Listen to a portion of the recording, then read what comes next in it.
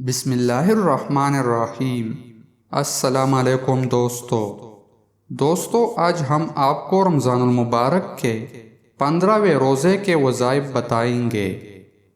رمضان المبارک کے 15ویں روزے کو نماز فجر کے بعد سورۃ فتح 3 مرتبہ پڑھے اور نماز ظہر کے بعد صلاۃ الحاجات 4 رکعت نفل پڑھے۔ طریقہ میں نے پچھلے ویڈیو میں بتایا ہے۔ نماز عصر کے بعد درود شریف 55 مرتبہ پڑھے اور نماز مغرب کے بعد دعائے کرب و پریشانی 17 مرتبہ پڑھے۔ لا الہ الا انت سبحانک انی کنت من الظالمین۔ نماز عشاء کے بعد سورۃ ال عمران کی آیت نمبر 26-40 مرتبہ پڑھے۔